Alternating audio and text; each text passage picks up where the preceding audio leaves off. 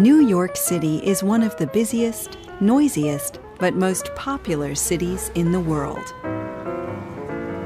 8 million people live in New York's 5 boroughs. The largest is Queens. Then there's Brooklyn, the Bronx, and Staten Island. The smallest borough is Manhattan. But this is the borough most people talk about when they talk about New York.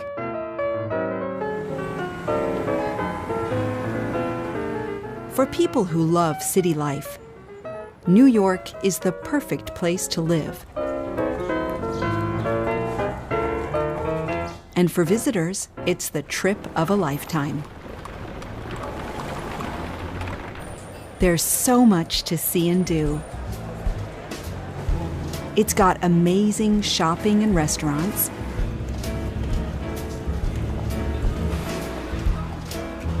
exciting theaters, and some of the most famous architecture in the world.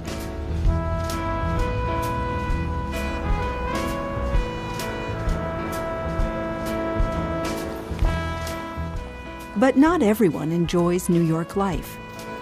It's hard to wake up refreshed in a city that doesn't sleep. Living in the city can be very stressful, and it's easy to feel lonely. So where do New Yorkers go to get away from the crowds, traffic, and stress? There are many beautiful parks in Manhattan, and they are great places to relax. Some, like Washington Square Park, aren't very big, but they are very popular with local residents. People come here to chill out and have fun.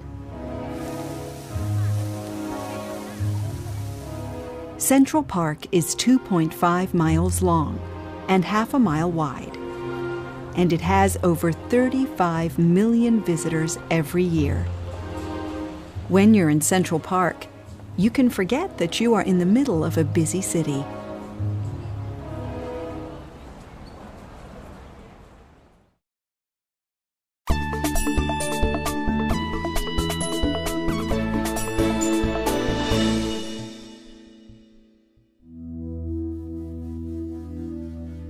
In 2009, a new and very unusual park opened in downtown Manhattan.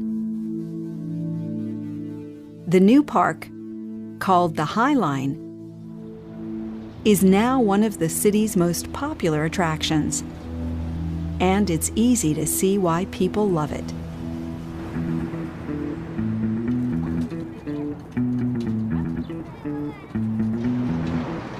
The High Line is nearly 1.5 miles long, but it's less than 20 meters wide. It runs right through the buildings 3 stories up, over the traffic and crowded streets below.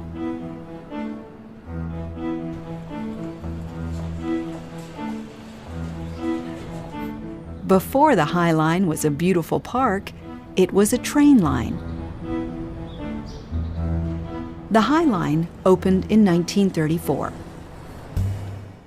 Before that, from the 1850s until the early 1930s, trains traveled along the streets of Manhattan. The trains carried milk, meat, and goods. But with more cars on the roads, along with people and horses, it was very dangerous, and there were many accidents. Because of these accidents, the High Line was built, and the trains now traveled safely above the traffic.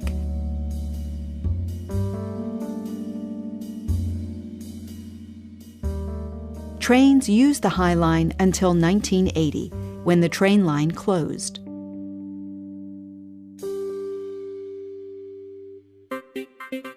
Then, for many years, the High Line was empty, and its landscape started to change. Without any trains traveling on the tracks, plants started to grow. Some people wanted the High Line demolished, but a group of city residents fought to protect it.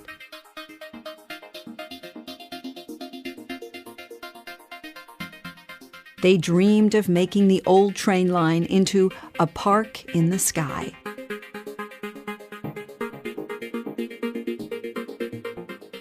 And finally, this dream came true. After years of work, the first section of the High Line Park opened on June 9, 2009. In 2011, the second section opened, and the park isn't quite finished.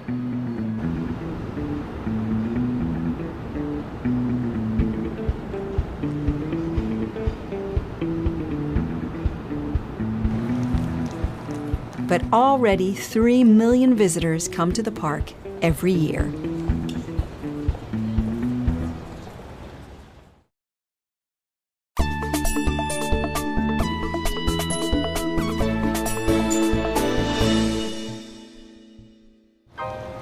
On a perfect hot and sunny day in July, the High Line is busy with visitors and staff. Gardeners are looking after the plants and flowers, while the guides are helping visitors, telling them more about the park's history and environment. In the park, there are plenty of places to sit where you can relax, listen to music, or meet with friends and chat. Many visitors are enjoying the views over the Hudson River as far as the Statue of Liberty, or watching the busy streets below.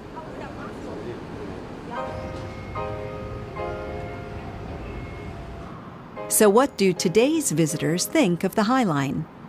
Oh, this is an amazing resource. It's this green oasis in an urban setting that is just surprising and beautiful. Just a little bit of country in the city, which you really don't get enough of here. I think it's beautiful. It's a great place for people to spend their time off, their lunch breaks, their time with family. So I think it's a fabulous place in the city to go. Beautiful. It's an amazing treasure.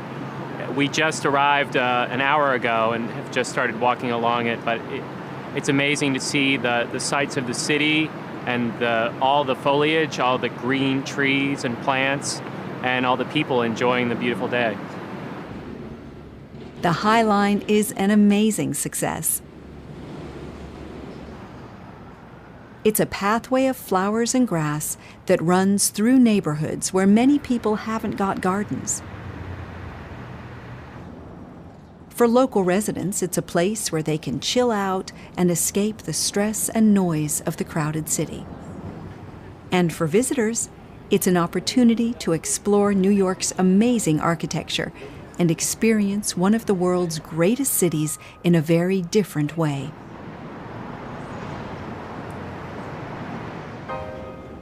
In New York City, the High Line makes a difference to people's lives. It makes people happy.